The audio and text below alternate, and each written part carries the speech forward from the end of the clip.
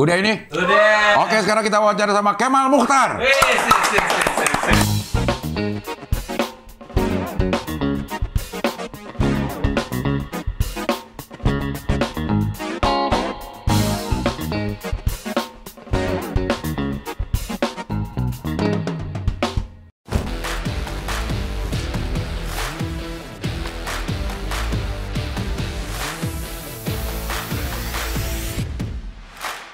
Jadi kita nggak bisa beli barang di luar negeri seharga $1.000 tanpa dikenain pajak di sini ya. Bapak Menteri favorit Pak Zulhas, anaknya tahu nggak? Iya. Join member berarti Anda tahu kalau ini jelas salah gitu. Jadi kalau masih ada yang bisa nonton YouTube, bisa ke internet tapi masih ke tempat gini sih gua nggak bingung sih saya. Tapi hanya ngasih guideline. Iya. Dan harusnya idealnya adalah apapun tayangan TV sebelum tayang gini juga kan Ke ke KPI KPI dulu. Beliau tentara. Ntar gaji berapa kalau jenderal? Saya gua nggak tahu makanya. tapi kan Enggak dong. Ngomong apa adanya. Nggak, gua nggak tahu. Ngomong apa adanya. Berarti kenapa tentara- Anda menuduh beliau korup? Tadi gue diiringi masuk dengan lagu judulnya Sebelum Kulelah. Bapak kamu tukang cat ya? Saya di luar, misalnya kayak gitu, jangan sampai kelihatan lah. Gitu. Hah? Selingkuh, tapi salahnya karena kelihatan.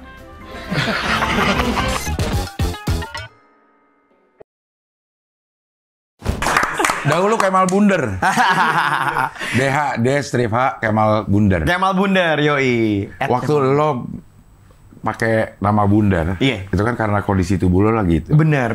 Itu termasuk apa ya? Apa? Denial, apa terus ngerasa my body my authority atau apa sih? Waktu kenapa gua pakai Kemal Bunder? Kayak lebih trademark aja. Trademark aja gitu. Jadi kayak biar Kemal mana? Kemal Bunder gitu. Jadi kayak dulu nggak ada Kemal yang lain juga sih, ya kan? Iya. Kecuali sekarang ada Kemal Palevi, ya kan? Dulu nggak ada Kemal yang lain. Tapi gue suka sering ketuker. Gue tuh sering ketuker bertiga, Cing. Orang. Orang. Saya Koji. Yoi. Satu ya? Iya. Ada lagi. Chef Ragil, apa kabar? Iya. Gue pernah di hotel, bro. Gue di hotel, Cing. Begitu nyampe hotel, breakfast pagi-pagi, semua hormat sama gue. Karena disangka Chef Ragil. anjay. Dan gue capek, lagi capek pulang event. Dari selesai event, malam flight pagi, sarapan tuh sebelum ke airport. Di Bali gue inget banget. Begitu gue nyampe, langsung semua keluar dari stationnya. Kan kayak X station, kayak boxnya. Selamat pagi, Chef. Dan gue capek lagi ngejelasin orang. Iya. Jadi gue cuma gini doang. Selamat pagi. Iya. Pagi. Telurnya 2. Iya. Nasi goreng tolong ya. Maaf Chef Ragil. Sebenarnya- Maaf Chef Ragil, maaf. Sebenarnya saya bukan Chef Ragil, saya Koji. Salah juga. Nggak, waktu akhirnya lo memaklumi diri lo, ya apa namanya, menerima aja atau lo sebenarnya waktu gemuk itu lo merasa khawatir atau? Gue nggak ngerasa khawatir, Pak, karena gue kan dari seumur hidup gue gemuk. Seumur hidup gue gemuk, Pak. Gue nggak pernah ngerasa gue harus ini enggak. Tapi namanya umur. Terus beberapa kegiatan yang lumayan nyentil gue. Apa itu? Waktu apa sampai akhirnya kayaknya gue harus turun. Oke, yang pertama adalah MC. MC nggak ada baju. Iya. Itu udah pasti ya. Kalau MC kan klien kan minta bajunya A, B, C, D, F, G gitu. Itu paling ribet tuh gue nyari kostum tuh. Harus bikin. Harus bikin. Iya. Harus bikin ya. Betul. Bikinnya Pak.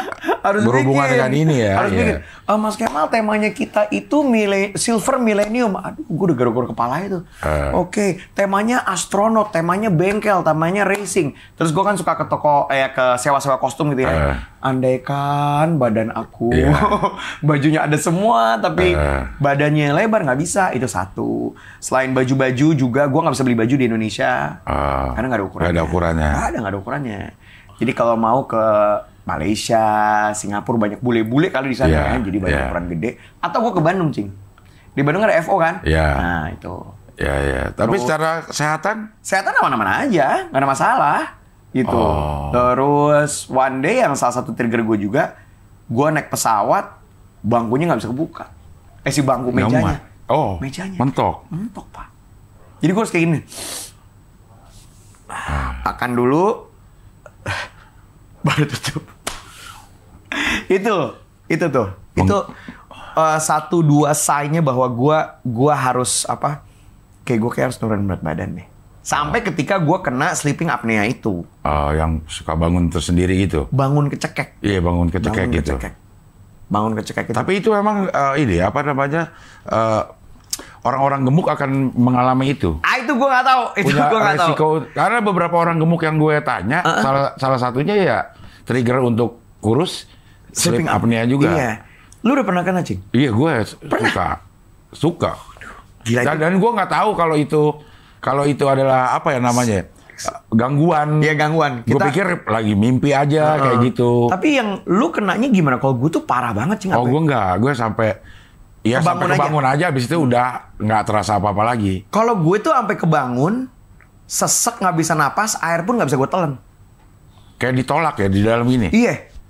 Dan panik karena kayak jantung lu udah nggak dapat oksigen. Iya. Begitu bangun, jantung lu udah kayak abis lari. Kan kaget tuh, Pak. Otak lu udah kayak, oke, kelar nih kayaknya nih. Udah jantung ngebut banget. Lu air nggak bisa ada yang masuk.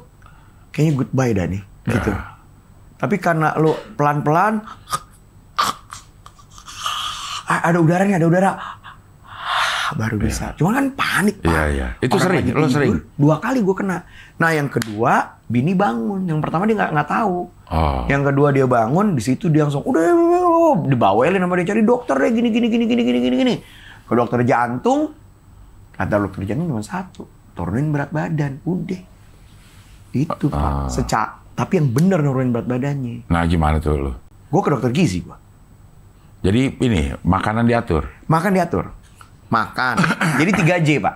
Apa itu? Jam, jenis, jumlah. Oke. Jadi jamnya, jenisnya, sama jumlahnya. Itu. Berapa kali dalam berapa? Berapa kali sehari? Iya, berapa kali 6 kali. sehari? 6 kali. Makannya? Iya. Hah? Tapi kan jumlahnya diatur. Jadi kalau kita bagi 24 jam, 4 kali dalam 6 jam. 6 jam makan, 6 jam makan, 6 jam makan. Kurang lebih begitu.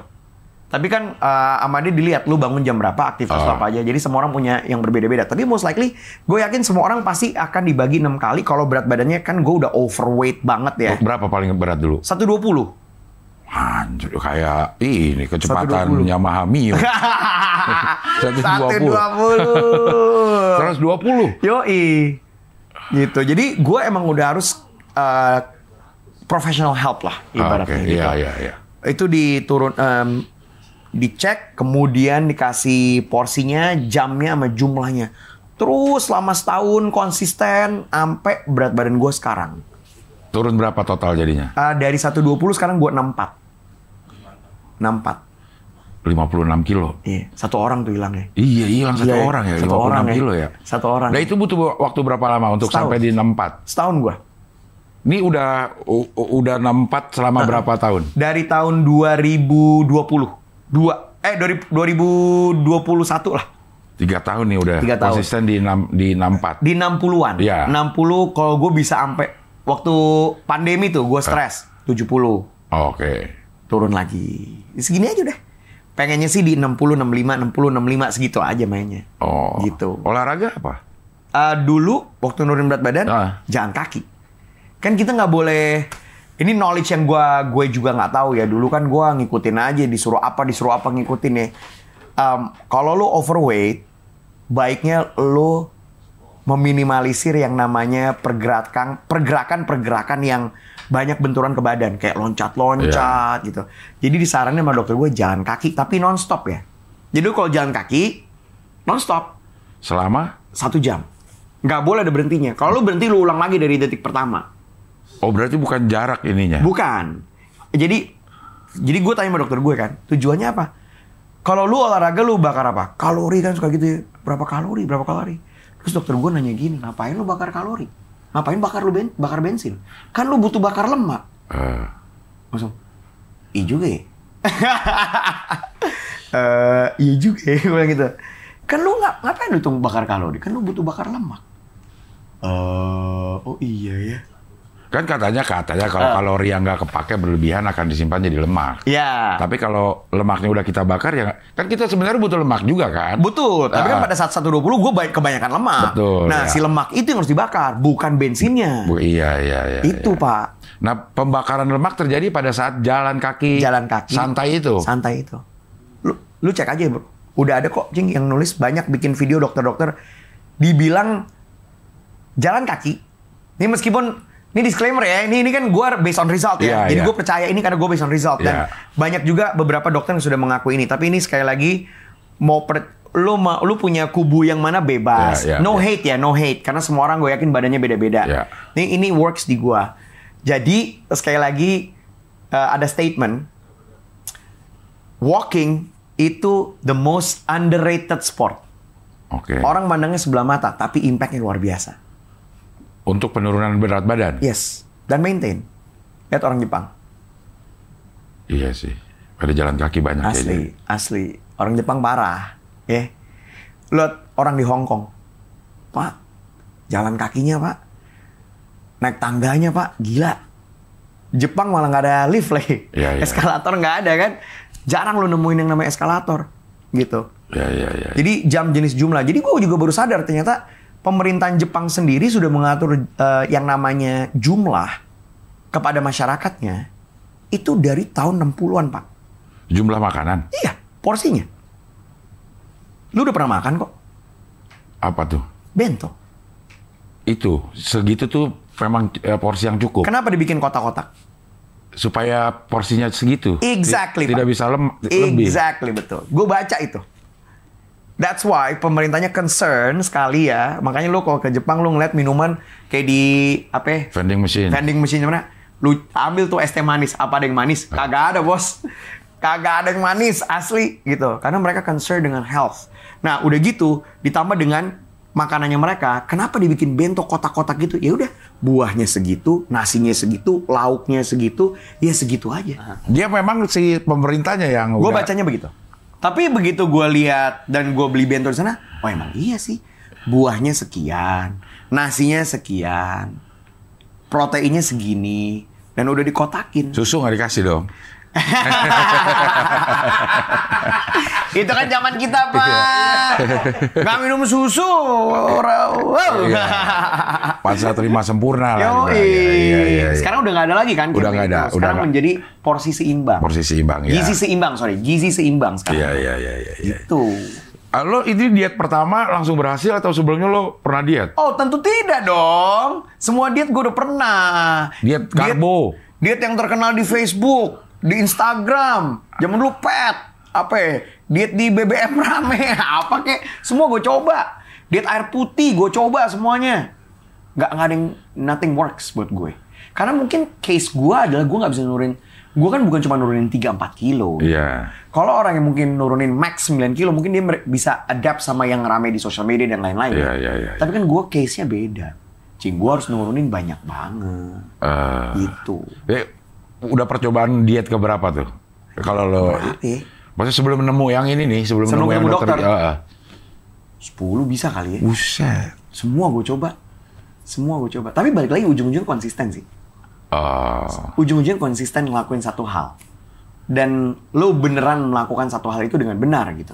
Kan ada yang suka lo nggak research, lo asal-asalan gitu loh. Jadi ada satu diet gue ikutin, gue kirain dietnya dietnya makan makanan zaman dulu.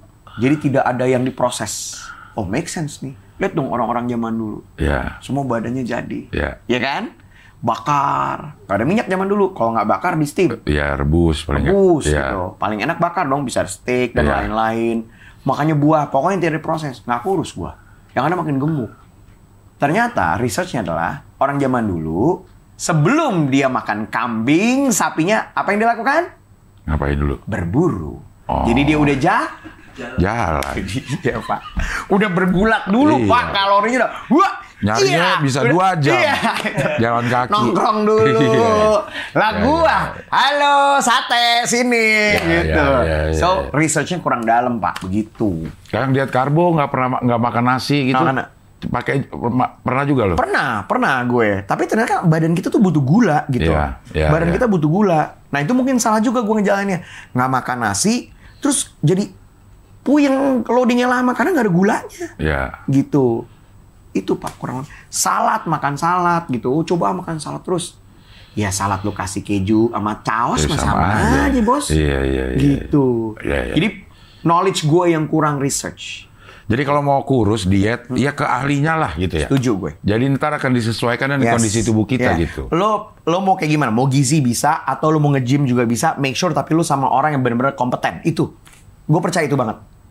Nge-gym juga bisa kok, tapi sama orang yang kompeten. Gerakan-gerakannya pasti kayak khusus ya. Bener. Ngangkat bebannya seperti apa gitu. Karena akan beda buat orang yang pengen kurus dan orang yang pengen membentuk otot ya. Beda. Gerakannya pasti beda. Beda. Kalau misalnya orang yang pengen bentuk otot pasti gede-gede. Kalau kita kan butuhnya repetisi kan. Untuk ngebangun si badan ini biar lebih lean lagi lah. Itu gue dapat knowledge juga dari dokter gizi gue. Kenapa kuli badannya nggak ada yang kayak Aderai gitu. Karena mereka repetitif, kecil-kecil. Ngangkat sat gitu Pak. Iya, karena kalau Pak kayak Aderai kulinya ikut binaraga semua. Iya sih ya, karena batu bata, genteng, tapi dia repetisinya banyak. Itu. Jadi kalau orang pengen kurus, bebannya nggak usah terlalu banyak, tapi repetisi. Kurang lebih begitu.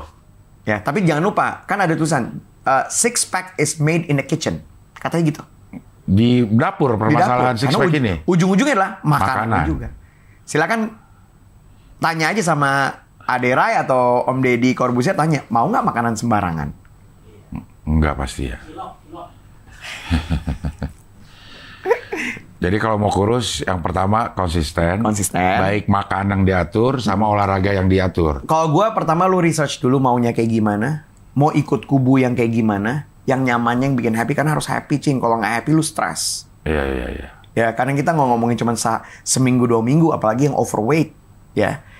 Jadi, saran dari gue adalah, lu research dulu maunya kayak gimana. Kedua adalah konsisten. Iya. Yes. Tapi pada saat yang sama kan nggak semua orang punya akses atau punya kemampuan untuk ke dokter gizi. Ya, benar. Nah, kalau itu lu punya ini nggak? Punya apa saran nggak?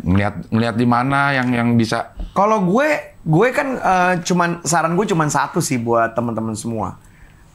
Mulai mencari tahu apa yang kita makan nih enak bener apa enggak. Oke. Itu. Mulai dari situ dulu. Kayak ini ya kayak orang yang sekarang ngitung kalori itu gimana? Itu benar. Dan itu ada di mana aja di internet udah bisa. Itu benar. Yeah. Cuman kan ya make sure yang dihitung nih bener. Gitu loh, yang make sure dihitung nih bener itu. Karena kadang-kadang kita suka di sini bilangnya gado-gado sekian.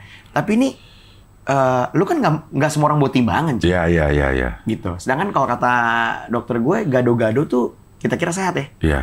Emang sehat untuk fiber, tapi untuk menurunkan berat badan tidak, karena itu di situ ada kacangnya digoreng dan gula. Iya, gula Jawa ya. Gulanya segini nggak salah ya. Iya. Plung. Aduh, kerupuknya Pak. Jadi kalau lu pengen makan gado-gado, kita berempat satu porsi. Kalau mau maintain nih ya, berempat seporsi, tak itu deh. Itu. Tapi akhirnya jadi kayaknya hidup nggak nikmat. Ini dia. Gimana caranya? Sebentar. Ya. Oke, gue sekarang sangat menikmati hidup gue, Cing. Gue bisa beli baju yang tadi gue nggak bisa. Ya. Gue sangat menikmati itu. Gue bisa pakai celana beli di toko yang tadinya bikin mulu, Cing. Yeah. Itu buat gue satu kenikmatan luar biasa. Gue bisa main sama anak gue di tangga, lari atas bawah. Itu kenikmatan luar biasa buat gue. Gue bisa jalan-jalan keluar sama anak, misalnya keluar negeri, jalan kaki sama anak gue. Tanpa lecet kaki atau tar dulu ya. Itu buat gue kenikmatan luar biasa. Jadi kenikmatan gue berbeda nih. Kenikmatan gue juga bukan hanya makanan. Gue udah lewat kenikmatan makanan. Gue udah lewat menikmati kenikmatan makanan. Gue punya satu pemikiran yang lain untuk menikmati hidup. Gitu. Berarti juga harus dibenerin mindset kita ya. Exactly. Bukan cuma makan lo bisa nikmat. Gini, kalau lo menikmati kenikmatan makan, burger yang gue makan 5 tahun yang lalu, 3 tahun yang lalu, bahkan 5 hari yang lalu, sama yang besok sama aja bos rasanya.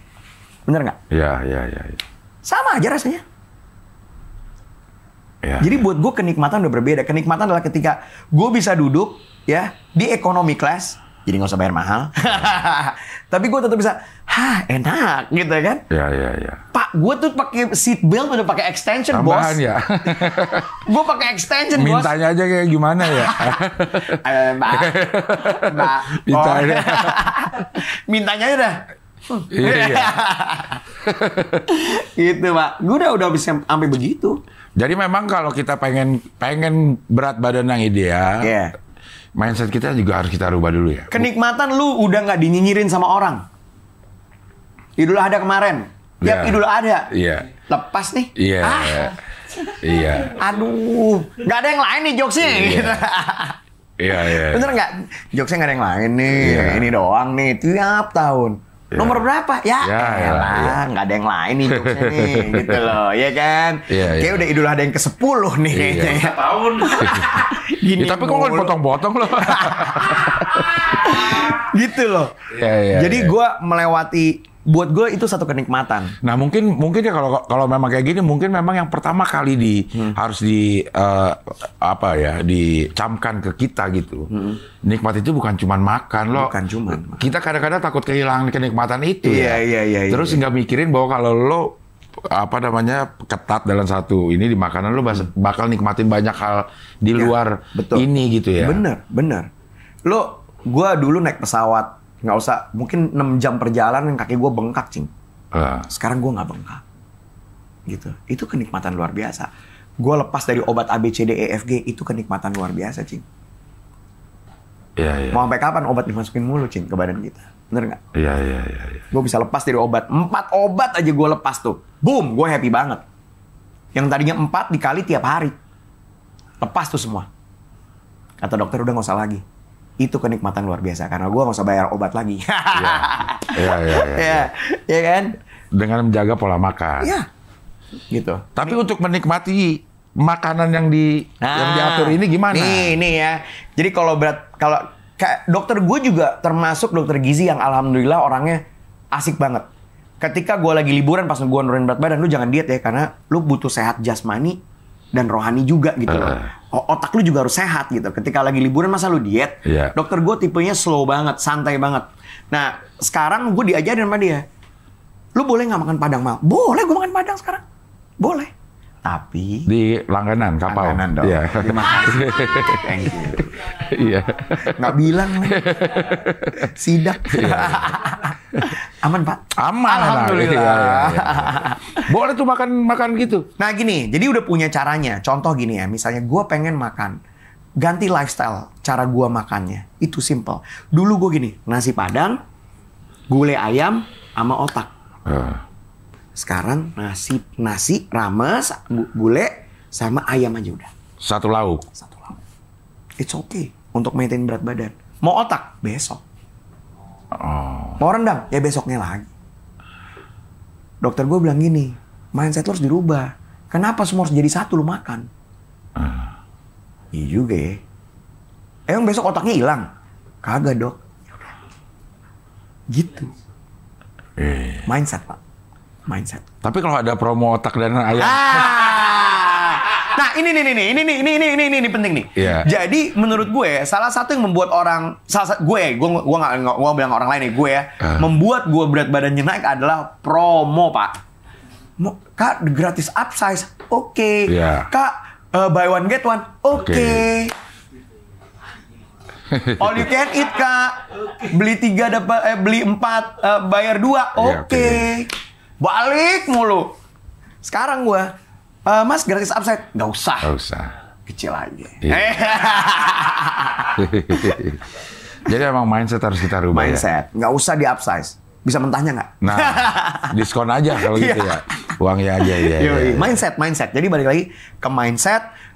Dan di Indonesia ini banyak sekali makanan-makanan yang sangat friendly. Jadi kalau gue spill ya, kalau orang nanya sama gue makanannya apa sih, gue no oil, no butter, no santan. Itu yang bikin gue nurunin berat badan. Tapi untuk masalah jumlahnya gue nggak bisa kasih tahu. Sekali lagi gue selalu ditanya, tapi gue nggak bisa nge-spill. Kenapa? Gue takutnya dicontoh. Iya. Terus kalau dicontoh berat badan lu lebih gede daripada gue, aktivitas lu lebih gede dari gue, lu ikutin plek-plek terus lu pingsan gimana? Iya. Tapi yang pasti makanan gue no oil, no butter, no santan. Sampai sekarang. Sampai sekarang masih. Kecuali kalau ada Ya liburan. Iya. Idul Adha, Iya. makan tuh. Tapi kayak misalnya hari ini gue kerja Senin sampai hari Jumat full, ya udah gue makan biasa aja. No oil, no butter, no santan. Pertanyaannya adalah makan apa? Indonesia banyak sekali makanan no oil, no butter, no santan dan lezat. Ingat, kenapa Belanda kesini?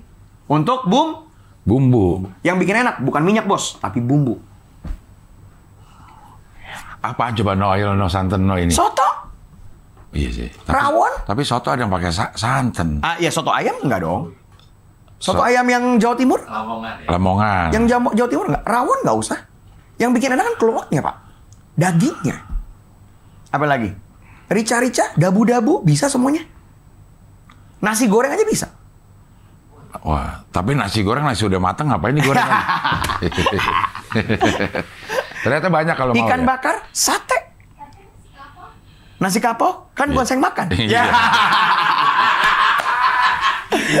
Itu pertanyaan semua orang. Lo ya, Iya. badan segini nyuruh orang makan nasi kapau. Iya, ya kan buat yang liburan. Nah iya. Iya, kan dia setiap hari juga makan Iya. nasi kapau. Balik lagi ke porsi, Jing. Ujung-ujungnya adalah porsi. Ujung-ujung gitu. Jadi ujungnya adalah porsi. Jadi dulu, ya maaf ya, dulu kita ada campaign dari pemerintah yang lama ya gitu. Itu menurut gua agak aneh tuh dulu. Cuma kan kita nggak punya knowledge-nya ya. Iya. Habis ini makan buah ini gitu. Habis nasi makan pisang, susu. Iya. Lu bayangin makan nasi, pisang, habis itu susu. Makan siang loh. Iya. Sarapannya juga gitu. Susunya Makan kental manis lagi dulu. banget. Iya. Dulu kalau nggak ada lemak di atasnya tuh, Iya. bukan susu tuh namanya tuh. Iya, iya. Harus ada lemaknya nih. Jadi belemak deh anaknya. Iya. Gitu, Pak. Ya jadi yang pada pengen kurus yang pertama mindsetnya dia rubah dah. Mindsetnya rubah. Diubah. Ya. Oke, sekarang ngomongin radio. Radio. Aduh. Udah berapa tahun di radio, Mah? Lu tahun berapa, Cing? Gue masuk pertama 89. 89 ya? Iya. Gue 99. 99. 99. Sampai sekarang tapi kan lo nggak berhenti. Sampai sekarang, non-stop. Pertama 5 gue tahun anjir. tahun 99 gue training dulu tapi Iya, sama iya. Bu Mutia Kasim. Training tuh sama almarhum Indra Safera. Prambors berarti? MRA Group. Oh, MRA. Oh, iya. Dulu kan geng yang besar kan namanya MTV kan. Iya. Nah MRA Group itu ngebawa MTV dijadikan radio. MTV on Sky. MTV on Sky. Iya, iya. Jadi MRA Group itu punya TV-nya kan bukan yang megang. Iya. Tapi license radionya dia yang pegang sama dulu ada toko bajunya loh. Iya. MTV Select namanya. Iya. Di PS dan majalahnya yang pegang juga MTV Tracks. Iya, MTV Rex ya. Gitu. Jadi pertama kali gue masuk, kalau dulu kayak Daniel adalah VJ, kalau gue adalah DJ. DJ, ya. DJ MTV sebutannya. 2000 sampai 2007. Oke. 2000, tapi di antara 2000 sampai 2007 itu gue sempet siaran di Singapura dulu. Setahun. Terus gue balik lagi ke Jakarta di MRA lagi. 2008 gue pindah ke Gen FM sampai sekarang. Sampai sekarang. Sampai sekarang. Dari awal dong Gen FM tuh. Dari awal, dari belum ada nama. Dari masih lagu-lagu aja dulu. Lagu-lagu aja. Udah di situ. Udah, sampai belum tahu namanya apa. Masih survei namanya apa, masih kuesioner dan lain-lain. Dari awal. Jadi develop awal juga lo ada di situ. Kebetulan pada saat itu yang bikin Gen FM naik adalah kita pakai konsultan pada saat itu. Konsultan dari Singapura sama Malaysia. Oke. Gitu. Singapura, Malaysia, Australia sih. Jadi grup itu memegang banyak radio gitu. Dan cara siarannya cukup beda gitu daripada radio-radio di Indonesia pada saat itu. Pada saat itu ya. Jadi itu lumayan ngebikin breakthrough. Gitu. Sampai sekarang. Sampai sekarang masih siaran. Anjir itu udah dengkot lo. Jangan gitu dong. Aduh. Pantesan megang saham kali ya. Pantesan nggak keluar. Pantesan yang ditutup radio yang lain. Nggak gitu.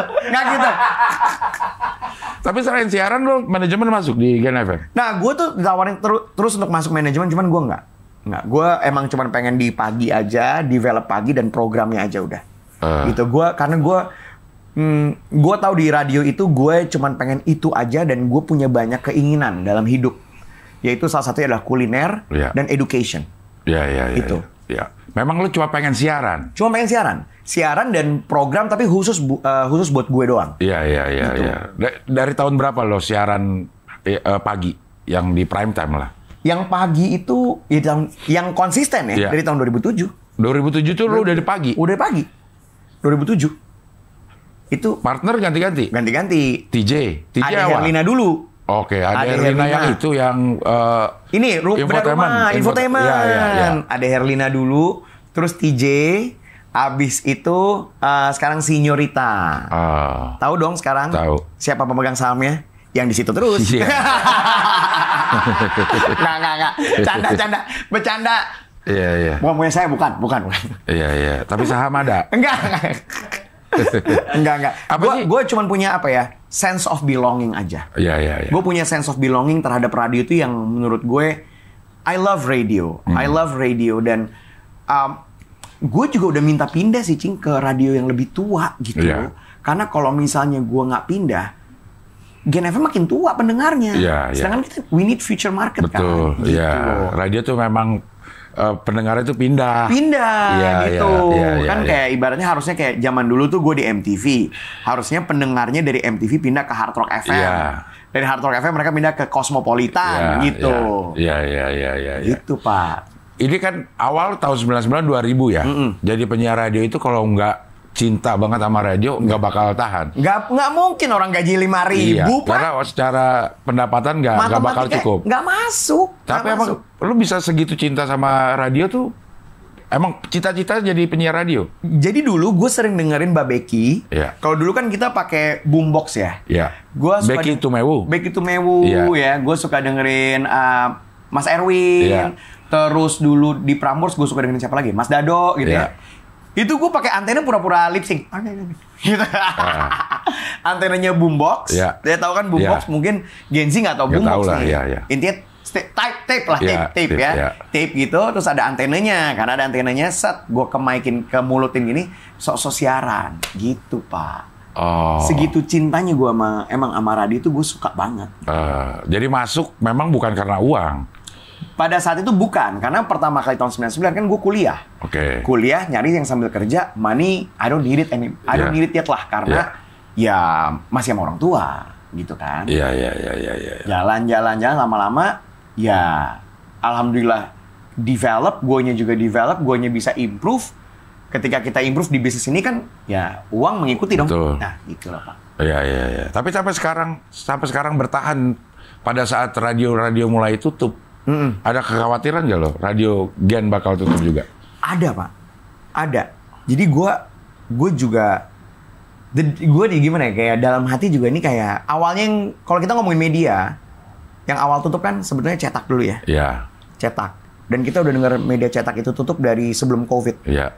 Dan yang bikin kaget lah brand-brand pada saat kita kecil, kita hidup, kita besar dengan brand-brand itu, kita apa ya? Hah? Ini brand bisa tutup ya? Iya.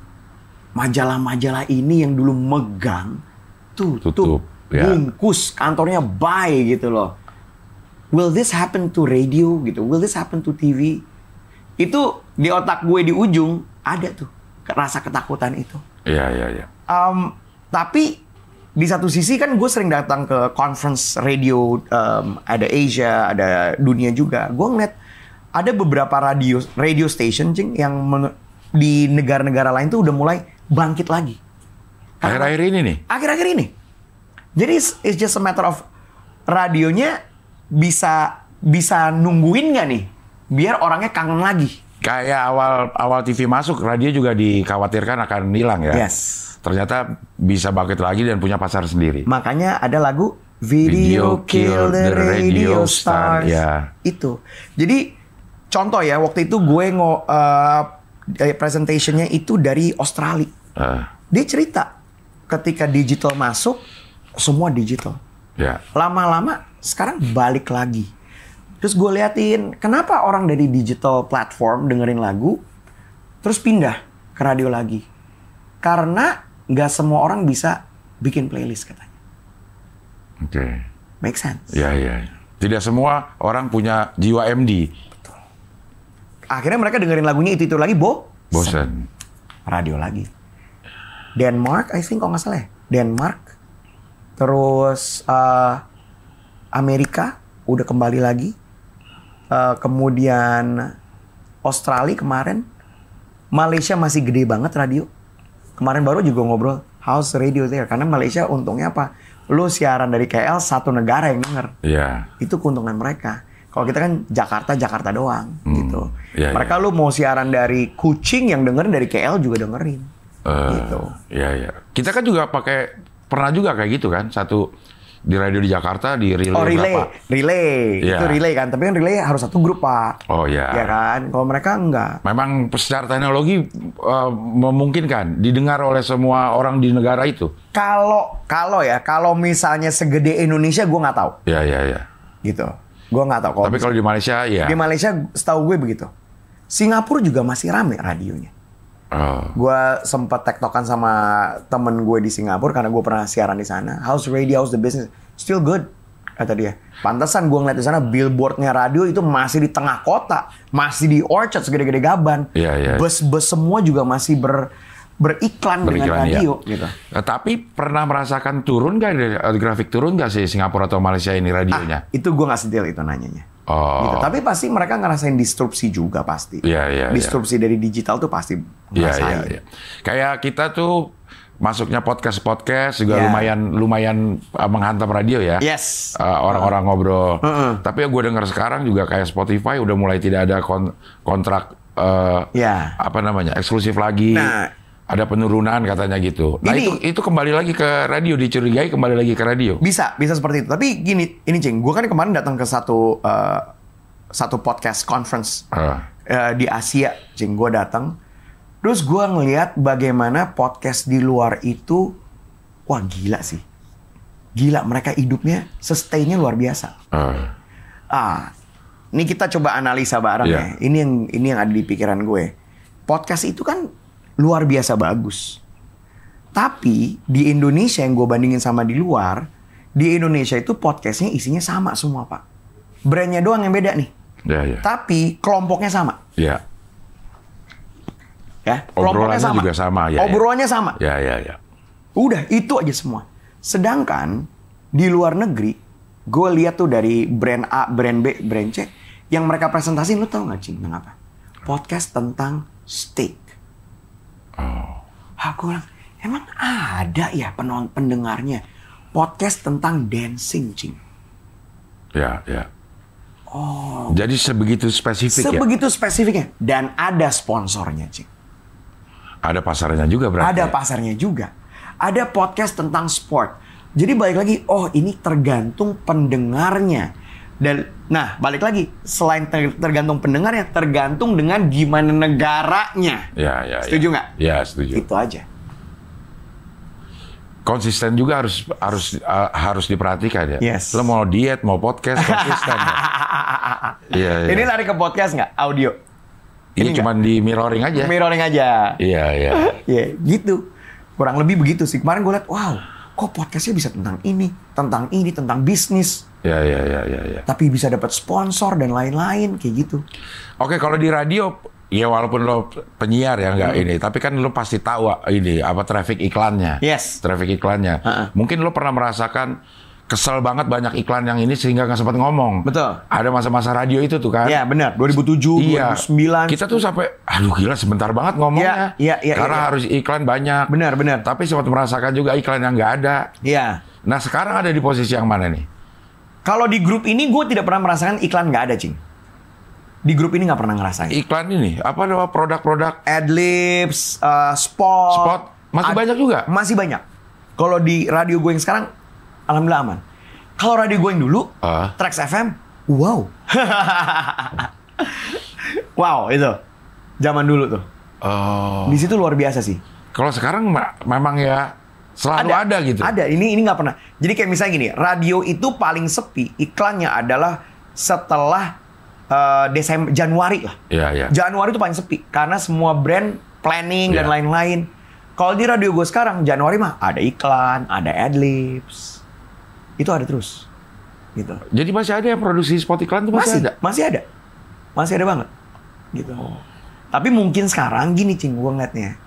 Sebagai brand itu akan ngelihat, oke, yang kalau dulu gini, gue mau naruh iklan nih, gue misalnya punya brand air putih nih, si air putih nih, gue mau taruh di mana ya? Di ABG 1, radio cewek sedikit, radio cowok boleh, radio politik boleh, sama radio Gen FM bang gitu.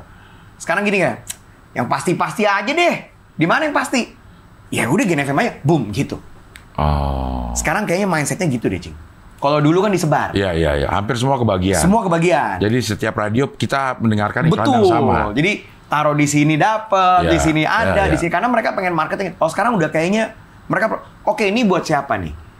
Oh deh, Jak FM aja, boom langsung deh. Nggak usah lah main-main yang kesini lagi. Tergantung produknya ya. Produknya dan Tujuannya mana, ujung-ujungnya budgetnya juga. Karena kan mereka harus bagi duitnya buat yang marketingnya pasti buat yang lain lagi. Iya. KOL, off air, ya kan? Iya. Ads di social Sosial media, media, ya. gitu Pak. Iya. Jadi alhamdulillah karena Gen FM top 3 terus, jadi kita iklan ada terus Pak. Yang nomor 1 masih di mana sih Jakarta nih? Dangdut, Benz. Benz. El Gangga? Jadi Benz, El Sinta, Gen. Udah gitu aja. Itu apa? Pendengar terbanyak atau Pendengar. Pendengar. Oh masih dihitung pendengar ya, bukan pendengar. pendapatan. Bukan. Oh. Kalau pendapatan, Gen kayaknya. kayaknya sih iya. Karena banyak radio, waktu gue di SK yang zaman dulu, itu pendengarnya banyak, tapi iklannya nggak ada. Nah itu. Karena terlalu heterogen katanya. Yes, betul. Jadi bingung produk yang masuk gitu. Gue tuh pernah ya, tim Gen tuh pernah dapat sebelum COVID ya, Cing.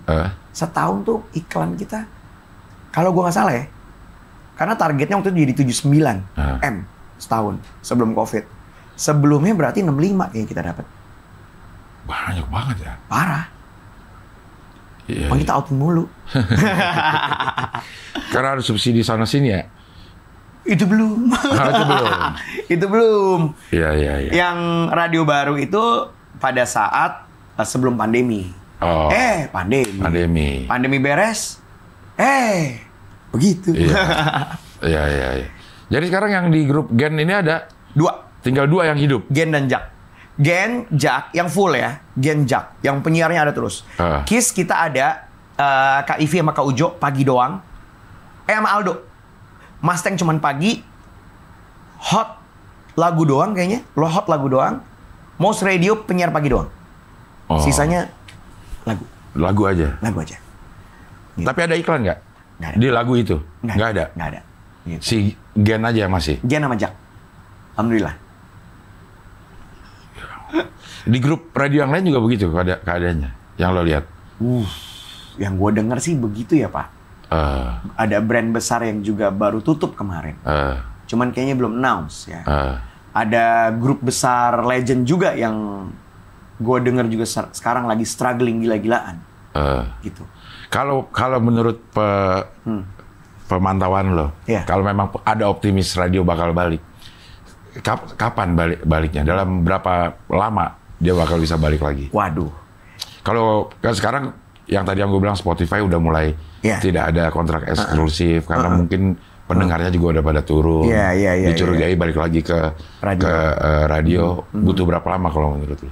Mungkin maybe antara 1 sampai 5 kali ya. 1 sampai 5 tahun. 1 sampai 5 tahun. Tapi balik lagi, Cing, yang akan dicari pasti brandnya nggak akan sebanyak dulu. Iya. Pasti cuman A, B, mungkin gini. Radio ABG-nya 1, si Jakarta 1. Kalau dulu kan ada banyak kan?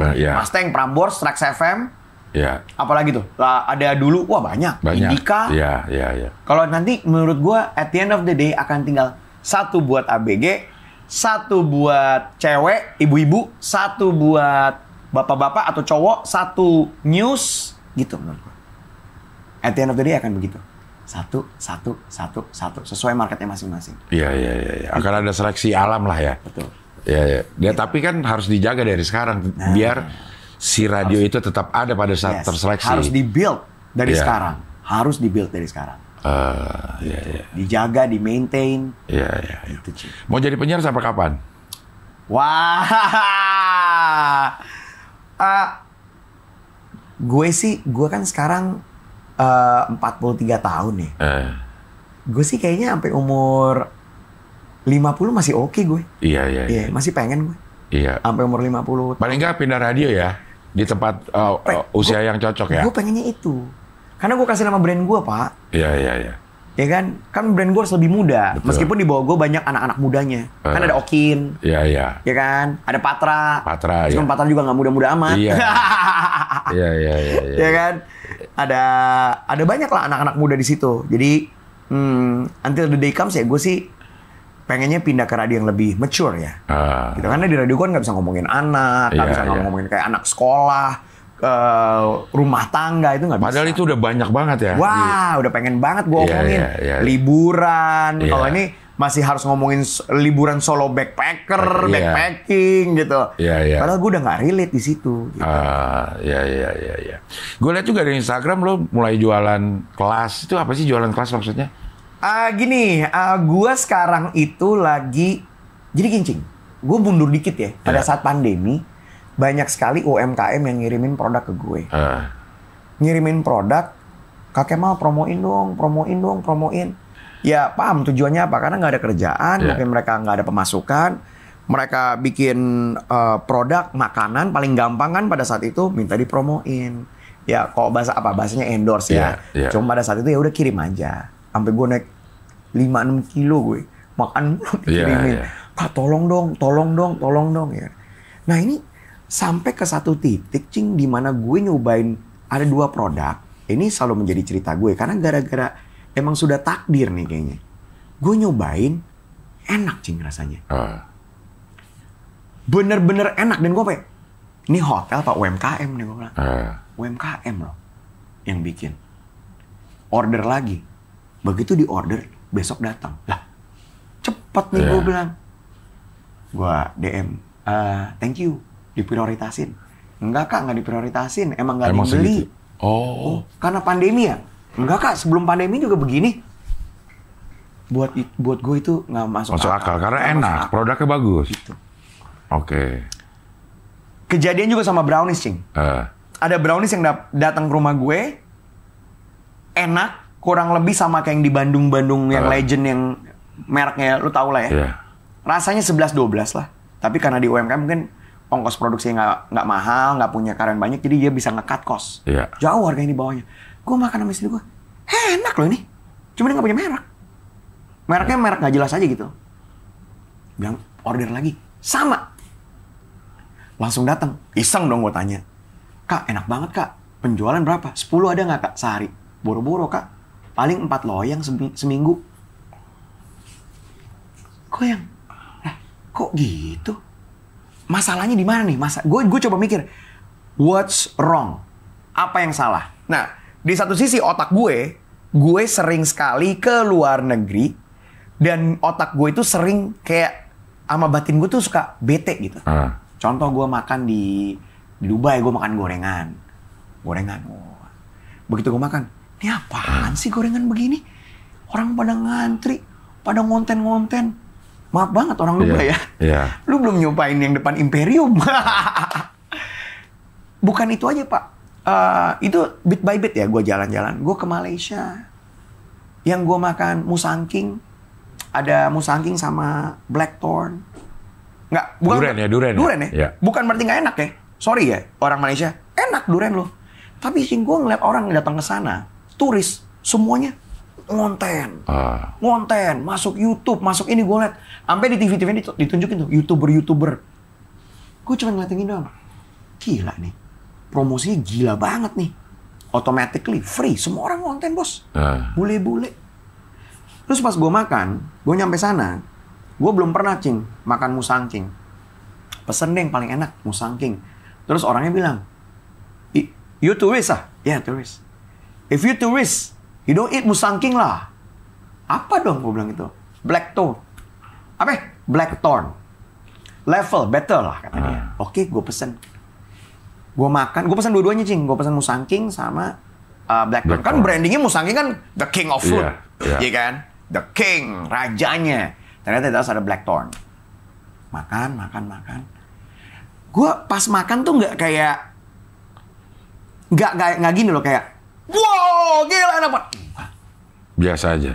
Enak, cuman nggak kayak di-glorify kayak wah, musangking tuh gitu. Nggak kalah kok sama durian-durian Indonesia. Tapi the question is, kenapa durian Indonesia nggak se-famous ini, Pak? Padahal dari Aceh sampai ujung kita punya durian berapa, Pak? Iya. Bahkan kalau kita mau ngeklaim, kita mau branding, Indonesia is the capital of durian. Bisa, bos. Iya. Cuman gue mikir lagi, oke, ini salahnya di mana? Komunikasi. Tapi setiap kali gue ajakin teman-teman UMKM, belajar lu public speaking. Nggak pakai mah, gue nggak mau jadi MC. Iya. MC. Ketemu lagi, belajar lu public speaking. Nggak bang, gue nggak mau jadi moderator. Enggak. Gue mau jadi penyiar radio. Kira yang salah nih, gue ganti, Cing. Speaking skill sekarang namanya. Lu belajar lu speaking skill. Apaan tuh? Metodenya mah sama. Sama public speaking. Ditambah sekarang semuanya apa sih nggak ada di online? Konten, jualan online, live online. Udah saatnya kita punya produk itu udah harus go digital dengan cara ngomong. Itu, Cing. Makanya gue menjual video gue dengan harga UMKM yang sangat bisa di-afford. Berapa sih harganya? 141. 141. All. Dan bisa dimiliki seumur hidup ya? Ya, kan itu bisa beli, ada 2. Di TikTok, lo bisa beli, jadi ada TikTok series namanya. Lo bisa beli TikTok series. Gue sih bilangnya selamanya, tapi kan kalau misalnya TikTok tiba-tiba di ban, gue nggak tahu ya. Atau feature-nya hilang sih, TikTok series ini gue nggak tahu. Tapi selama dia ada. Bisa. Website gue, kemalspeakingcamp.com, harganya sama. Gue bisa bilang seumur hidup, tapi kan kalau misalnya tiba-tiba pemerintah bilang tidak boleh belajar dari online, bang mati ya, gue nggak tahu. Iya. Tapi so far lu bisa tonton terus, dan gue senang banget denger banyak teman-teman UMKM yang jadi berani ngomong, jadi bisa berani online, berani jualan dan omsetnya naik. Iya. Maksud gue dia relevansi sama orang yang speaking skills-nya bagus, sama ini ownernya ya, yang belum bisa nyewa ambasador untuk ngomongin produknya. Betul. Ya dari dia dulu. Itu menurut lo apa korelasinya nih? Gini, sekarang kan gue selalu bilang gini, kalau produk lo nggak bunyi, nggak ada yang beli. Oke. Ya, karena terlalu banyak produk di Indonesia UMKM yang punya potensi, tapi tidak bisa berkomunikasi. Akhirnya produknya diem aja di tempat. Iya. Kemarin kan udah ada tuh rawon, world's best soup dish. World's best soup dish, rawon katanya kita. The best soup. Tapi sekarang, gue harus akuin emang enak banget sih rawon. Gue suka banget sama rawon. Tapi kalau kita jalan nih sekarang ke Singapura, 10 orang lo tanya tahu rawon nggak kira-kira? Enggak ya. Enak doang nggak bisa, Cing, sekarang. Berarti negara ini butuh speaking skills juga dong? Kita head to head deh sama orang nih. Lu tahu rawon atau lu tahu ramen? Jawabannya apa? Ramen. Lu tahu rawon apa tom yum? Tom yum. Tapi gue berani head to head rawon sama tom yum. Enakan rawon, Pak. Nggak usah sama rawon deh si tom yum. Tom yum sama empal gentong deh, bos. Iya. Enakan empal gentong, bos. Iya. Gitu. Nah itu kan tapi bukan urusan, gue nggak bisa. Itu udah urusannya food diplomacy namanya. Iya. Kalau gue cuma bilang sama teman-teman UMKM, jangan sampai lu punya potensi tapi lu nggak bisa berkomunikasi. Harus bunyi ya. Harus bunyi. Ya. Kalau lu nggak bunyi, nggak ada yang beli. Karena yang namanya informasi itu sekarang di sosial media. Lu punya usaha, gue langganan nih. Ini terjadi sama gue. Ya. Langganan, gue capek konten, gue malas kontennya, gue berhenti sebulan. Udah, lupa orang, Pak. Udah kena informasi dari yang lain, bos. Iya. Kalau gue nggak rajin ngonten untuk nasi kapau langganan, untuk ngingetin orang nasi kapau langganan, yang terjadi apa? Gue kalah, Pak, sama toko sebelah. Padahal bukan kompetitor ya, bukan jualan Padang, tapi dia jual 1 ember 100.000 fried chicken, Pak. Iya. Belok tuh, Pak, bisa orang. Setidaknya dari 10 bilang, enggak, gue tetap, tapi akan ada 3 yang belok. 3 kali sebulan, lumayan, bos. Iya. Tapi kalau gue nggak rajin mengedukasi orang-orang dengan nasi kapau langganan, ngingetin, orang lupa, Pak. Gitu. Tapi kan mengingatkannya dengan cara yang baik, yang enak. Iya. Gitu. Ini dari yang lo nyebut apa? Modul atau apa? Jadi video. Jadi gue ngejualnya video. Jadi gue ajarin kayak line face itu apa, biar teman-teman kalau ngomong tuh enak. Teman-teman tuh kalau ngomong nggak speednya. Jadi semua tuh bentuknya terapi. Terapi. Jadi kayak ngomong biar clear, biar ada intonasi, biar ada improvisasi, biar nggak live tuh nggak gini doang loh, Cing. Oke, yang mau nanya-nanya boleh silakan. Yuk, etalase berapa dulu silakan yuk, cek dulu. Sekarang lu live kayak gitu di skip sama orang, bos. Ya. Set di skip, bro. Gimik-gimik perlu ya ternyata ya? Perlu dong. Intinya, lu mau brand image-nya seperti apa, bebas. Yang penting berkomunikasi lah dengan target market lu. Kayak teman-teman sales belajar sama gue. Teman-teman sales, bankers itu belajar sama gue. CEOs, caleg lumayan banget kemarin. Caleg gue banyak banget yang private sama gue gitu. Karena mereka udah tahu. Banyak caleg-caleg muda tuh udah gak mau kayak gini lagi, Cing. Kayak berpidato kayak, Assalamualaikum warahmatullahi wabarakatuh. Hari ini. Mereka udah gak mau kayak gitu. Gue pengen bang ngomongnya kayak Jeff Bezos bang. Bang Kemal ajarin gue pengen ngomongnya udah kayak Elon Musk bang. Presentasinya sambil berdiri. Gue pengen presentasinya udah kayak, udah fun, enak. Udah kayak gitu sekarang banyak caleg-caleg. Ya. Gitu. Nggak usah caleg, di root juga banyak yang kayak gitu kok. Udah nggak mau baca lagi mereka. Disitulah gue latih mereka. Kebutuhan orang. Nah sekarang teman-teman UMKM masih banyak yang belum aware. Dikiranya begitu udah enak, udah gue bikin, udah duduk manis. Oke. Padahal lu duduk manis doang nggak kejadian apa-apa. Ya. Nah di video ini diajarin juga gak untuk promosikan di digital media? Enggak. Oh enggak. Jadi gue speaking skills aja. Speakingnya aja. Jadi gini, orang banyak, Bang Kemal, gue udah belajar digital, gue udah belajar cara bikin video pendek, gue udah belajar ngehook, gue udah belajar scheduling katanya.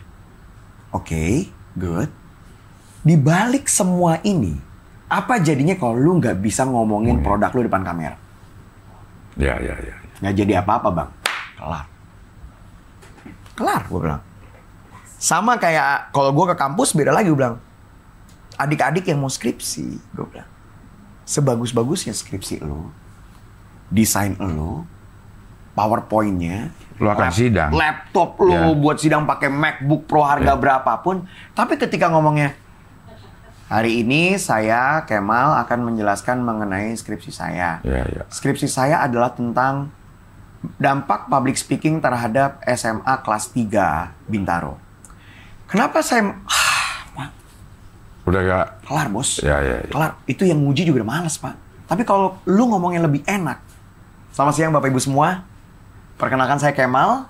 Di sidang skripsi saya kali ini dengan judul Dampak Public Speaking terhadap SMA kelas 2. Sebelum saya lanjut, saya akan menjelaskan dulu. Kenapa saya memilih... Kan enak, bos, kayak begitu. Ya. Iya kan? Makanya menuju Indonesia Emas 2045. Nyalakan bangsa lewat bicara. Nah. Nyalakan bangsa lewat bicara. Menyala abangnya. Ya. Jadi memang speaking skills itu penting banget ya? Penting banget. Gini, Cing. Gini, gua simple banget. Segimana penting dan magical buat gue. Yang lagi nonton, lo naik pesawat Garuda Indonesia, let's say first class ya, lu beli first class Jakarta Tokyo gitu. Lu masuk kasih boarding pass-nya, Pak. Oh, A10. Lurus belok kanan. Naik first class. Lu dalam hati lu bertanya nggak? Ini first class nih. Kok gini nyapanya? Padahal tempat duduk sama-sama gede, lu dapat makanan yang sama dan lain-lain. Terus gue begitu makan. Pak, chicken or beef, Pak? Chicken. Oke. Minumnya soda atau teh, kopi? Lu bertanya nggak? Lu bayar first class loh. Iya. Bertanya nggak lo? Kok gini pelayannya? Bener nggak? Iya. Tapi kalau misalnya, selamat siang Bapak, selamat datang di Garuda Indonesia, A10. Oke, sebelah sana belok kanan ya Pak, kursi yang ke-10. Ini boarding pass-nya. Enjoy your flight, Pak. Iya. Lu bertanya nggak? Nggak. Karena first class, dan emang seperti itu. Cuman gara-gara ngomong ya. Chicken or beef, Bapak? Mau chicken atau beef? Chicken. Oke, ini Pak. Kalau minumnya Bapak mau soda, teh, atau kopi? Nah, oke. Terima kasih Bapak, selamat menikmati. Kalau dulu udah bayar first class, nadanya nggak ada, pasti lu akan, apaan nih pesawat? Ngonten langsung. Lumayan tuh. Saya naik pesawat bla bla bla bla bla. Padahal apa? Gara-gara ngomong. Ngomong doang loh. Makanan sama-sama first class, sama-sama enak, kursi sama-sama gede, layar sama-sama gede, nyampe good, dapat lounge. Cuman karena satu hal itu ngomong, bye. bisa jadi orang mikir lagi untuk naik itu di penerbangan berikutnya. Exactly. Dan gue encourage, makanya alhamdulillah sekarang banyak teman-teman entrepreneur yang muda, Pak, udah pada aware masalah itu. Gue udah punya klien restoran, Pak. Waiter. Dims the Meat Guy salah satu klien gue. 2 restoran, yang di SCBD gue training, yang di Bintaro gue training. Barbershop, biliar, karaoke. Itu mereka udah aware, gue ajarin. Apotik, Pak, ada apotik. Dia aware banget. Karena apotik harus ngomong. Ya. Sakit apa ibu, harus nggak jutek gitu. Orang lagi sakit. Nah, biasanya entrepreneur muda itu yang mereka yang oke, kayaknya anak buah gue harus belajar ya. Frontliner gue harus belajar deh gitu. Ya, sampai toko emas, Pak, ada, Pak, belajar sama gue. Speaking skill. Karena mereka tahu, mereka paham gitu. Kayak gue tanya sama barber ini, namanya Jule. Kenapa sih lu butuh belajar public speaking? Mal, yang namanya cukur rambut itu, semua orang bisa cukur rambut, oke, punya teknisnya. Cuman yang bikin mereka stay adalah ketika orangnya enak diajak ngobrol. Orang ini pindah, lu pindah deh, pasti. Ngikutin sih. Iya. Apalagi ibu-ibu. Ya kan? Iya. Pindah kemana? Pindah ke Mance, pindah. Desa Mance. Habis itu pindah kemana desa? Lufas, pindah lagi ke Lufas. Iya. Gitu. Iya. Jadi memang udah berbagai lini ya, udah berbagai lini. Lu tau Warren Buffett nggak? Iya. Ini silakan dicek ya. Ini gue ngomong konkret. Yang dari tadi gue ngomong, mungkin lu bilang masa. Ini lu cek aja di YouTube ada kok. Warren Buffett pernah ditanya, keywordnya Warren Buffett and public speaking. Warren Buffett, one of the richest man in the world, pernah ditanya, kunci kesuksesan lo apa? Dia bilang 2. 1, gue tahu semuanya tentang investment. Economics, investment, saham, gue paham. Kedua, public speaking. Karena gue tahu cara delivernya kayak gimana. Kalau gue nggak tahu cara delivernya gimana, it stays in my head, nothing. Kemudian ada videonya dia. Videonya dia masuk ke ruangan kerjanya kayak lu gini. Ruangan kerja. Terus ditanya, Cing, kok lu lulusan Columbia University lu mana? Kok nggak ditaruh? Lulusan Nebraska lu mana? Kok nggak ditaruh? Lu tau nggak dia bilang apa? Gue nggak perlu Columbia University gue. Gue nggak perlu Nebraska University gue.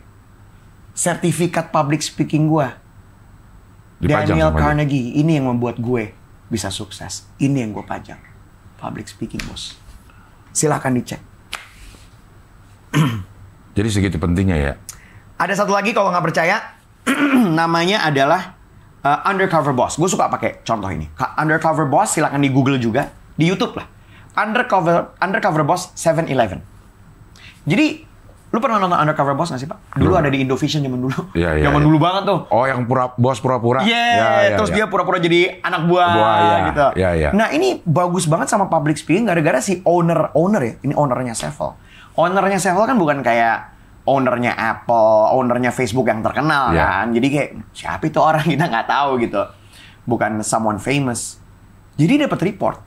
Ada satu spesifik Sevel, kopinya terjual 2.000 cup sehari. Nah, si bosnya sampai bingung. Waduh, gue kan minimarket doang, bukan jualan kopi. Kok bisa sampai 2.000 ya? Kata dia gitu. Amazing nih, kata dia. Dan antara coffee shop, dia bilang loh, Pak, di video itu bilang, gue kan bukan coffee shop, kopi gue biasa aja. Dia bilang gitu, bos. Jadi dia heran. Kenapa bisa selaku itu? Dia pengen tahu, pengen di-apply di semuanya. Biar naikin sales dong. Pakai seragam, pura-pura, diceritanya lagi bikin reality show. Jadi karyawan biasa. Kan kalau di luar negeri, yang tua juga banyak jadi karyawan kan, ya kan? Jadilah dia pura-pura minta diajarin, sambil dia mengamati. Apa yang membuat salesnya naik? Di store itu ya? Di store itu dong, spesifik. Ya. Padahal deket situ ada lagi, kayak ibaratnya Alfa gitu ada. Alfa kan deket ya. Tapi kenapa yang ini rame banget ya? Ternyata ada satu orang, Cing. Lu tonton sendiri ya. Deborah namanya. Ibu-ibu. Ibu-ibu ini karyawan dari Sevel. Dan dia communication skill-nya luar biasa. Contoh ya. Dia lagi ngepel. Hi Kemal, good morning. You want some coffee? Hi Ching, good morning. How are you? How's your coffee? You want more? Itu yang ngebuat orang stay. Karena apa? Komunikasi, bos. Meskipun gue akan mendapatkan komen di bawah, nggak segampang itu bos di lapangan, paham gue. Ya. Pasti banyak yang ngomong kayak gitu. Nggak segampang itu bos di lapangan, paham gue. Nggak segampang itu di lapangan, dan tidak seinstan itu asal lo tahu. Ya. Buat lu yang ngomong tidak segampang itu adalah orang-orang yang ngerasa cepet, nggak ada yang instan di dunia ini. Nggak ada. Ya. Ini terjadi sama bubur palapas ini nih, bubur palapa ini. Gimana tuh? Bubur palapa itu si Pak Darkonya nih yang punyanya ya, almarhum Pak Darko itu. Hampir hafal semua ininya. Misalnya gue datang nih, customernya, dia udah tahu gue nggak pakai seledri. Tapi kan lu famous kan? Iya, yang lain pun juga demikian. Datang nih, ngek, bu, nggak pakai ini ya, gitu. Jadi udah senang itu orang. Datang balik lagi. Penyapaan nama itu luar biasa loh. Iya. Makanya kalau naik pesawat first class, ini ada pelajarannya. Gue nggak pernah naik first class, tapi ada pelajarannya, ada ilmunya. Bahwa ketika lu nyapa orang, itu lu dapat hatinya. Iya. Makanya pesawat maskapai, kalau ekonomi mungkin nggak mungkin, kalau banyak banget. Kalau ekonomi kan roti, lu grek, nih. Iya. Grek, nih gitu. Iya. Minta tolong sama penumpang sebelahnya, kasih tolong dong gitu. Kalau first class mungkin karena cuma 8 bangku, ya kan? Iya. Dan tapi itu ilmu itu dipakai oleh banyak maskapai karena mereka ingat nama, jadinya dia ngerasa happy. Ini sama nih yang lu bilang tadi. Si bubur palapa ya. Bahkan tahu what to eat ya. Iya. Gila itu. Apa yang lo nggak pakai ini gitu. Nah sekarang gini, let's say ada bubur, seenak bubur palapa. Iya. Tapi servisnya nggak kayak gitu. Orang kemana kira-kira menurut lo? Kepala gitu. Betul. Itu aja. Sama seperti hotel lah sekarang.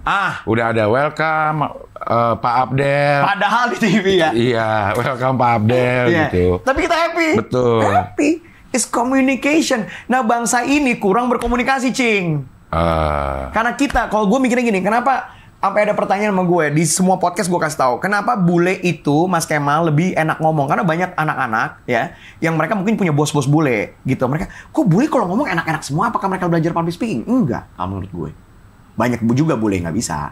Tapi bule by heart, by nature, mereka udah jago ngomong. Kenapa? Karena di sekolahnya, Cing. Iya. Karena gue dulu sekolah di luar. Ini gue ngeliat dari sekolah gue ya. Sekolah di luar itu mereka tidak pernah, gurunya itu selalu nanya pendapat.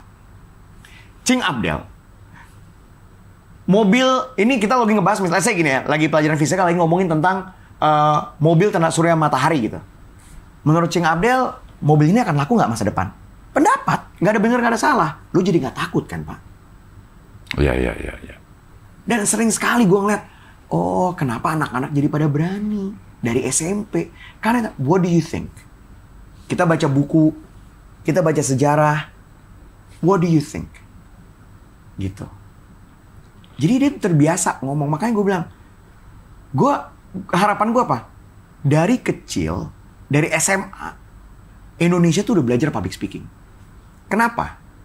Kalau lu di sekolah udah presentasi, kan ini skill ya, Cing ya? Kan skill berbicara. Skill itu kan butuh repetitif. Yeah. Kayak lu nari, kayak lu masak, ya kan? Stand up juga butuh repetition kan? Nah, kalau lu dari SMA udah belajar, tak, kuliah kepake, sat, skripsi kepake, udah gitu buat job interview juga kepake, itu akan kepake dengan enak, Cing. Pada saat lu kerja, lu udah bisa presentasi tanpa basic, karena udah ada, ya. Lu udah punya skillnya, udah punya pengalamannya. Ya. Kalau gue bilang sama anak sekolah gini, lu takut salah? Karena gue sering dipanggil anak SMA juga. Takut salah nggak? Takut, Kak.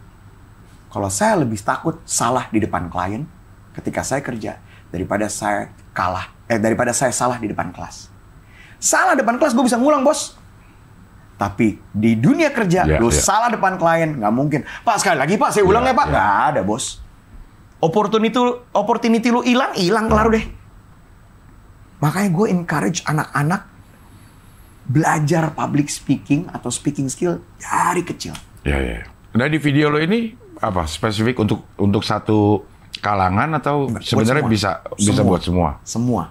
Jadi kan contoh ya, misalnya gue ngajarin kalau lu berbicara, lu kan mulut harus enak nih. Ya ada yang namanya lion face. Lion face itu kan teknik melemaskan mulut, lidah, bibir. Jadi kalau ngomong artikulasinya jelas. Hari ini saya akan presentasi tentang gitu. Yang di breakdown, kalau di video gue banyak lagi nih. Cuman salah satunya adalah si lion face gitu. Lion face kayak gimana nih? Contoh lion face. Wah. Itu. Wah. Itu teknik. Teknik itu. Ada, kita breakdown bisa lidah, di video gue ada bibir, ada rahang, ada pipi, itu semua gue breakdown. Kenapa? Karena public speaker itu ngomong lagi, dan lagi. Lu presentasi nggak mungkin semenit kan? Iya. 5 menit, 10 menit, itu butuh lemes. Orang ngomong tegang, jadi kaku. Iya. Ketika kaku jadi kayak gini. Ketika kayak gini ya nggak kedengeran, orang nggak percaya sama lo. Gitu. Nah, kalau ditanya, lo kan tadi nanya, apakah itu buat semua? Sama. Mau lu sales, mau lu dirut, jenderal, mau lu adalah seorang public speaker MC, caleg apalagi ya? Caleg, latihannya sama, begitu. Nggak ada, oke, untuk caleg kayak gini ya. Gitu. Untuk lawyer yang untuk sidang, lu kayak gini. Nggak ada, sama semuanya. Gitu. Jadi, gue juga sekalian mau ngasih tahu nih, banyak orang datang gini, Cing. Karena banyak podcast tentang public speaking bilang, tinggal latihan depan kaca, gitu kan? Iya. Bener, latihan depan kaca. Itu betul. Pak Gita Wirjawan aja di podcastnya bilang, dia sering latihan depan kaca, dia latihan, dia sekolah juga. Betul latihan depan kaca. Tapi pertanyaan, lu tahu nggak apa yang dilatih? Iya. Kayak gini, gue pengen jadi pemain bola kayak Messi. Oke Mal, latihannya di lapangan bola. Begitu nyampe lapangan bola, apa yang gue latih ya? Latihannya gimana ya? Gue pengen jadi pemain tenis kayak Roger Federer. Oke, raket udah, gue ke lapangan tenis. Maaf, yang dilatih apa ya? Gitu. Jadi banyak orang, Bang Kemal, gue udah latihan lo depan kaca. Yang lo latih bener nggak? Iya. Lo melakukan yang ada di video lo dulu, habis itu baru latih depan kaca. Yes. Banyak orang seperti itu, yang gue udah latihan depan kaca, yang lo latih bener apa enggak? Iya. Gitu. Do it 100 times until you feel like a pro. Itu kuncinya. Again. Sama kayak masak, Cing. Sama kayak masak. Persis kayak masak. Karena ini skill. Sama kayak ngelukis. The more you do it, the better you will be. Sama kayak nari. Semakin lu sering, ya, semakin jauh. Kayak chef deh. Chef yang masih pertama, misalnya. Oke, rawon, keluaknya 10 gram. Digramasi dulu.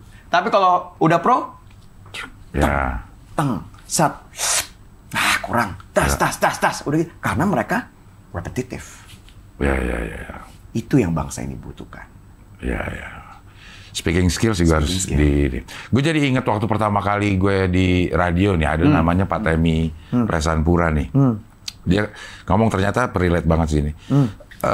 Lo memang harus kuasai yang what to say-nya. Tapi di radio nih yang paling penting adalah how to say.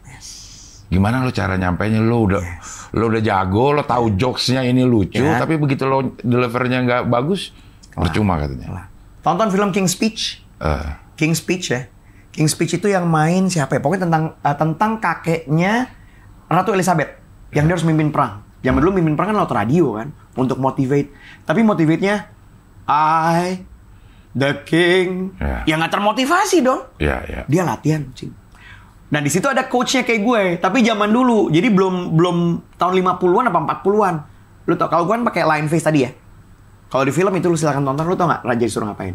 Suruh tiduran kayak gini, mulutnya dimasukin kelereng Pak, sampai terus dia muntah. Terus gue tonton, anjir nih, ini line face nih awal-awal nih. Cuma dia dijejelin kelereng sampai mekar. Gitu sama, popping mic. Dia harus ngomongnya motivating. Satu lagi tonton filmnya Jeff Bezos yang punya Amazon. Itu ada film judulnya Bezos. Lihat, dia udah punya Amazon, keren banget. Nyari duit dong. Untuk investasi ya nggak sih? Investment. Gini dia Pak. Gini deh. Everybody, good afternoon. Nggak dapat suntikan dana apapun. No matter how great you are, no matter how great the idea is. Kalau ngomongnya nggak bisa ya, orang nggak tertarik juga ya. Nggak tertarik. Nah di video lo ini, berapa lama orang bisa master di speaking skills ini? Improvement ya. Improvement akan ada dalam waktu. Kalau ini gue kan based on gue orang ya. Karena kan gue nggak bisa ngatur. Ayo latihan sekian. Tapi gue tanya rata-rata, improvementnya gue kan DM sama mereka. Ini enaknya social media nih. Social media kita bisa keep in touch. Gue bisa voice note mereka lewat Instagram. wah lu udah keren banget. Lu berapa lama boleh tahu? Rata-rata semuanya 4 minggu, Cing. Jadi kurang lebih sama kayak gue waktu itu. 4 minggu. Lu sehari berapa kali? 30 menit kah bagi 2, kali 2, sejam, ada yang 15 menit. Tapi improvement ya. Iya, peningkatan lah ya. Dan gue mau kasih tahu, banyak orang yang bilang gini ke gue, Bang, kalau gue belajar speaking skill sama lo, udah pasti orang check out nggak barang gue? Kagak, gue bilang. Kagak lah. Gini, nggak gitu cara mikirnya. Orang nggak akan check out. Tapi kalau lo belajar sungguh-sungguh, gue garanti orang akan nonton lo pas lo live jualan tidak 1 detik, 3 detik. Terus dia berproses karena ngomongnya 4 detik, 5 detik. Check out nggak ya? Check out nggak ya? Check out nggak ya? Aduh lagi bokeh nggak jadi ya kan gue nggak tahu. Tapi setidaknya kansnya akan lebih besar. Mereka nonton lo 5 daripada 1 detik. Karena kita hidup napasnya cuma 1 detik, Cing, di sosial media, Cing. Kalau lagi live jualan nggak bagus, nggak bagus, udah. Gitu. Boleh tahu nggak udah berapa banyak yang download ya di TikTok? Kalau overall ya, dulu kalau digabung sama website gue pertama, kalau TikTok itu dulu, kalau di TikTok aja ya, di TikTok sekarang udah 3.600. Banyak banget ya. Alhamdulillah. Banyak banget dong itu. Parah, Pak. Dulu gue awal-awal malah gue bikin gini. Dulu waktu sebelum TikTok, TikTok series, gue punya kemaspeakingcamp.id yang sekarang udah tutup. Itu gue jual karena gue emang pengen ya, gue jual namanya paket semangat 45. Jadi 45.000 gue kasih sebulan. Nah sebulan apa? Biar mereka rajin, Cing. Ternyata susah kayak gitu. Banyak yang komplain ke gue, Bang, nggak semua punya waktu, Bang, untuk sebulan. Oh gitu ya, gitu. Padahal niat gue kasih murah, timeline sempit, biar lu termotivate.